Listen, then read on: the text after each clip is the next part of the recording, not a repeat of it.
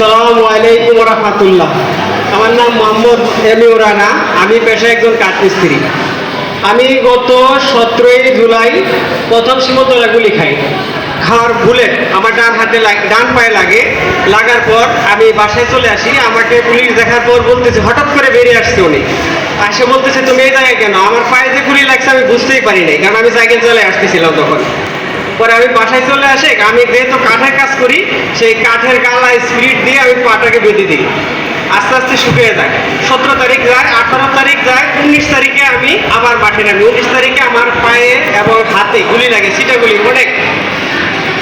এভাবে চলতে চলতে 4 তারিখ পর্যন্ত আমরা অনেকেই আহত হই, কিন্তু মেডিকেলে যাওয়ার মতো আমাদের কাছে কোনো সিস্টেমই ছিল না।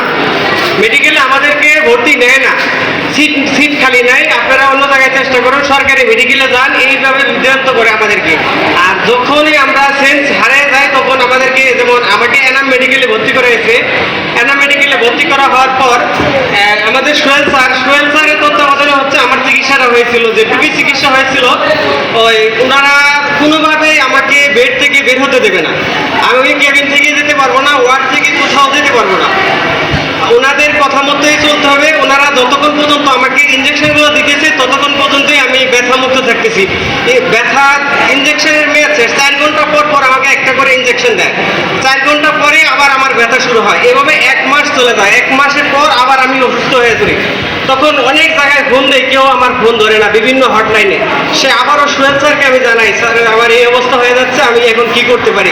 তারা বলছে ইমিডিয়েটলি চলে যান আপনি এনামে যাওয়ার সাথে সাথে উনি আগেই থেকেই লোক রেডি করে রাখছেন, ওনারা আমাকে নিয়ে ভর্তি করে দেন। আমার শরীরে অক্সিজেন নাই এবং কোনো প্রেশার নাই। বারবার ওনারা মাপছে, স্যারে আমার থেকে খবর নিয়েছে, তাহলে তো আপনার 2 টিম প্রয়োজন। সোহেল স্যার ফোন করে আমার কাছ থেকে খবর নিয়েছিল, ওনাকে আমি ফোন ধরিয়ে দিয়েছিলাম, যিনি আমার প্রেশার মাপছিলেন।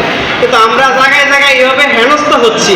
আমরা আমাদের রক্তের বিনিময়ে, শহীদ ভাই বোনদের রক্তের বিনিময়ে আপনারা আপনাদের চেয়ারে বসেছেন, কিন্তু আমাদের জন্য কিছুই করতেছেন না। আমরা ধুকে ধুকে মরতেছি। আমরা বুক ছিঁড়ে দেখানোর মতো না যে আমরা কতটা কষ্টে আছি, কতটা যন্ত্রণায় আছি। আমাদের পরিবার থেকে আমাদের বাধা চলে আসতেছে যে আমরা এই পরিবারে আর থাকতে পারবো না, কারণ আমরা পুরুষ টাকা কামানোর একটা মেশিন। আমরা সেই মেশিনটাই কিন্তু নষ্ট হয়ে গেছে এখন। আমি কিন্তু আগের মতো করে কথাও বলতে পারি না, কাজও করতে পারি না। সোহেল স্যার নিজেও জানেন যে আমার হার্টে 2022 সালে হার্ট অ্যাটাক হয়। সেই হার্ট অ্যাটাক নিয়েও আমি এই আন্দোলনে যুক্ত হই। তারপরে থেকে এনামে আমাকে যে ডিসিশন দিয়েছে, আপনার হার্টে ওপেন হার্ট সার্জারি অথবা আপনি আগে এনজিওগ্রাম করাইতে হবে। পরবর্তীতে উনি আরেকজন ডাক্তার, আমার যখন প্রেশার 120/80 লিখছিল, আমি পরবর্তীতে ওনার কাছে গেলাম যে আমার প্রেশার তো বাসায় যেয়ে দেখলাম যে শরীর দুর্বল। তখন একজন ফার্মেসি হোল্ডার থেকে না পাইলাম প্রেশারটা, আমার বিপি তো ঠিক নাই। বললো কি বলেন আপনি? আমি কি হ্যাঁ ঠিক নাই। ওনারা মাইপে দেখলো যে হ্যাঁ আসলে তো ঠিক নাই। ওনারা যে আমাকে রিপোর্ট দিল, ওখান থেকে পাওয়া গেল প্রেশার আপনি 90/70। আর ওনারা আমাকে প্রেশারের রিপোর্ট দিয়ে দিল, আমার ভিপি যেটা, ওটা রিপোর্ট দিয়ে দিল 120/80। কিন্তু আমার শরীর তো কোনোভাবেই সুস্থ হচ্ছে না। আর আমরা যে ওষুধ কিনে খাবো সেই টাকাটা তো আমাদের কাছে নাই। যেমন 14 তারিখ আমার বাসায় চুরি হয়ে গেছে, সব কিছু নিয়ে গেছে। 14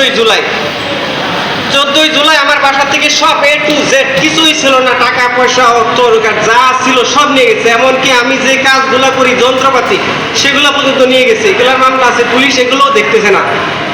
আমরা কার কাছে গেলে সুবিচার পাবো, সেই জন্য আমরা এখানে আসছি। এই প্রথমে আসছি, সবাইকে বিনীত নিবেদন যে আপনারা এই প্ল্যাটফর্মে যারাই কাজ করতেছেন একটু অতি তাড়াতাড়ি কাজ করবেন, কারণ সময় কারোর জন্য অপেক্ষা করে না। আমাদের একটাই অভ্যাস, যেহেতু আমরা বাঙালি জাতি, ইস্যুকে নিয়ে আমরা টান দেই। সেই ইস্যুটা আরেকটা, এই ইস্যুটা না যেতে যেতে আরেকটা ইস্যু চলে আসবে, তখন আমরা ধামাচাপায় পড়ে দেবো, আমরা আর ওখান থেকে উঠতে পারবো না। রানা প্লাজারের মতো ঘটনায় আমি নিজে একজন স্বেচ্ছায় উদ্ধারকারী হিসাবে সফল উদ্যোক্তা হিসেবে ওখানে পরিচিত হয়েছিলাম, ওটাও ধামাচাপা হয়ে গেছে।